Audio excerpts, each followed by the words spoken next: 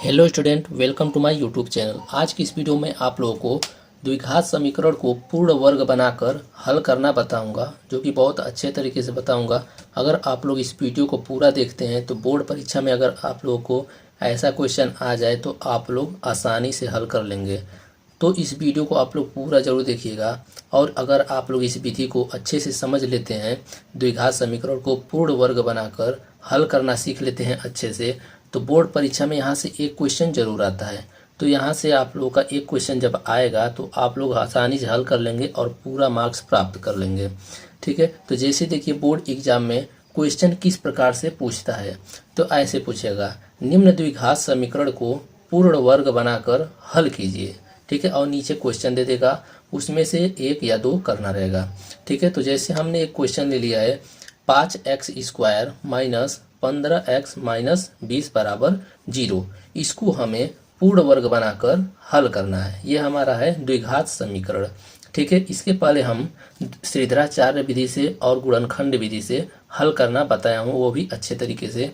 आप लोग उस विधि को भी जाकर देख लीजिएगा दोनों को। अगर बोर्ड एग्जाम में वैसे भी पूछा जाएगा तो आप लोग आसानी से हल कर लेंगे।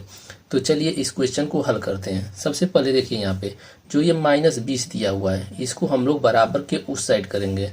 तो देखिए बराबर के जब उस साइड हम लोग करेंगे तो इधर क्या बचेगा, 5x² माइनस 15x बराबर हो जाएगा। यहाँ पर देखिए -20 है तो बराबर के उस साइड जाएगा तो +20 हो जाएगा, यहाँ हो जाएगा 20। हमारा हो गया 5x² माइनस 15x बराबर 20 हो गया।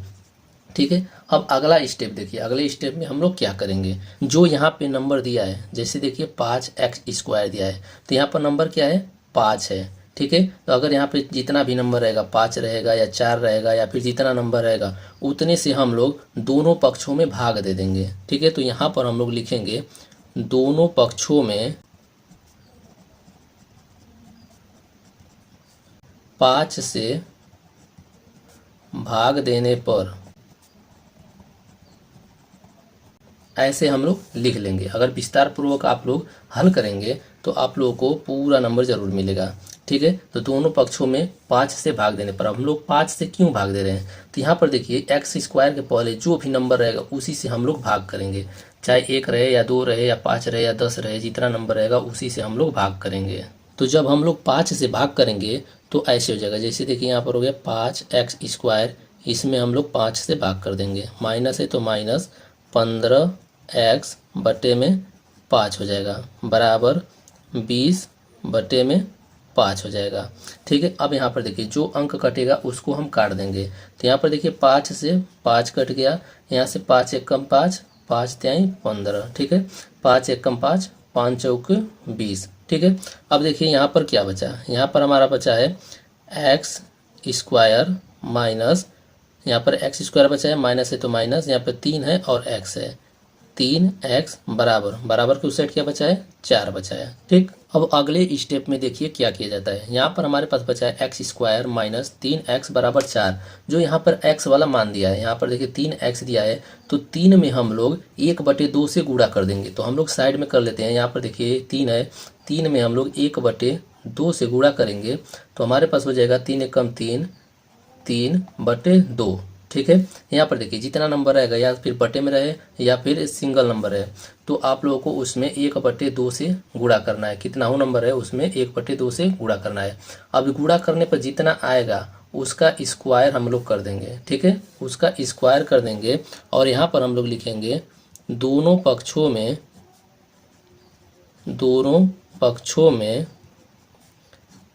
3/2 के स्क्वायर जोड़ने पर,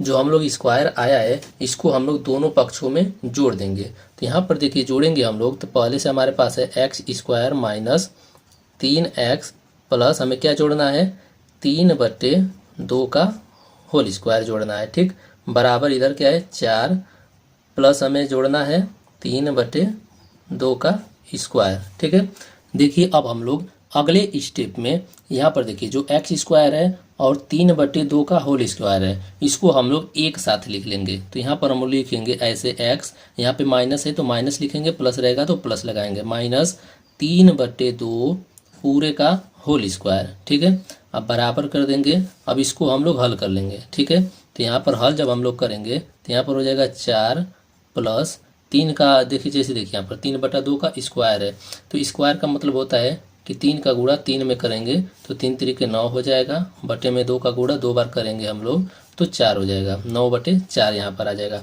अब देखिए यहाँ पर ये भिन्न हो गया है तो इसको हम लोग एलसीएम लेकर हल कर देंगे। तो यहाँ पर देखिए 4 है तो 4 को हम लोग 4/1 लिख सकते हैं। ठीक, इसको हम लोग साइड में हल कर लेते हैं, साइड में रफ कार्य करके हम लोग यहाँ पे हल कर लेते हैं। ठीक है, देखिए यहाँ पे 4/1 है प्लस 9/4, इसका जब हम लोग एलसीएम लेंगे तो एलसीएम 4 आएगा। अब यहाँ पर देखिए 1 से हम लोग 4 में भाग करेंगे तो 4 बार जाएगा, अब 4 का गुणा ऊपर 4 में करेंगे तो 16 हो जाएगा, यहाँ पर प्लस है तो प्लस हो जाएगा, 4 से 4 कट जाएगा तो 1 बार जाएगा, अब 1 का गुणा ऊपर 9 में करेंगे तो 9 होगा। ठीक है, इसको हम लोग जोड़ेंगे तो 16 9 25 होता है, 25/4 हो जाएगा। ठीक है, इतने की जगह पे हम लोग 25/4 लिख लेंगे।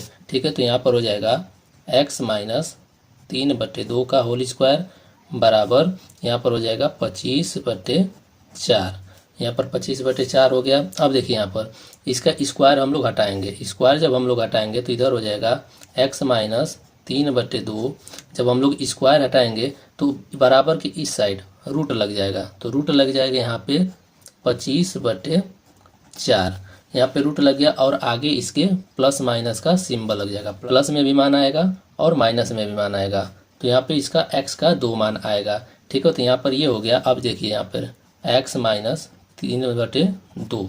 ठीक है, बराबर, अब इसको हम लोग रूट से बाहर निकालेंगे तो यहाँ पर हो जाएगा प्लस माइनस 5 और 4 का होता है 2, तो यहाँ पर हो जाएगा 5/2।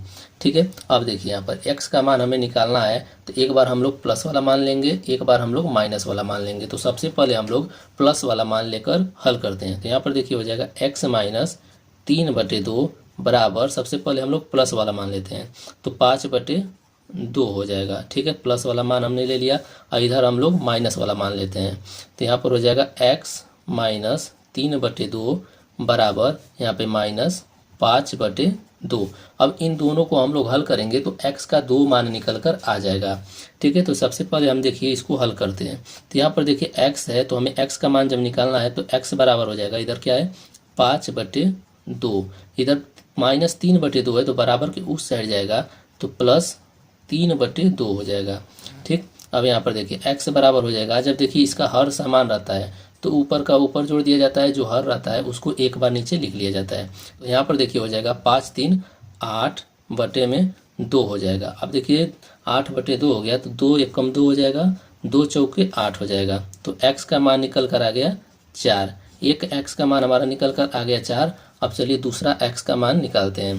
तो यहाँ पर देखिए x का मान हमें निकालना है तो x बराबर हो जाएगा माइनस 5/2, इधर माइनस में वैल्यू है तो बराबर के उस साइड जाएगा तो प्लस हो जाएगा, प्लस 3/2। ठीक है, तो x बराबर हमारा हो जाएगा, देखिए यहाँ पे भी हर समान है तो ऊपर का प्लस में है तो प्लस जुड़ जाएगा, माइनस में तो माइनस हो जाएगा। ठीक है, तो यहाँ पर हो जाएगा बटे में 2। ठीक, ऊपर -5 है और +3 है। ठीक है, तो यहाँ पर देखिए -5 और +3 करेंगे तो माइनस, देखिए यहाँ पे माइनस है यहाँ पे प्लस है तो ये घटेगा, तो -5 में से 3 घटाएंगे तो यहाँ पर हो जाएगा -2/2। ठीक है, तो यहाँ पर देखिए माइनस क्यों आ रहा है, तो माइनस में ये इसलिए आ रहा है क्योंकि माइनस वाला वैल्यू जो है वो बड़ा है और प्लस वाला छोटा है, तो माइनस वाले में से प्लस वाले को घटाया जा रहा है तो माइनस में वैल्यू आएगा। तो यहाँ पर देखिए ऊपर भी 2 है नीचे भी 2 है तो 2 से 2 कट जाएगा तो 1 आएगा, x बराबर यहाँ पे माइनस बचा है तो -1 आएगा।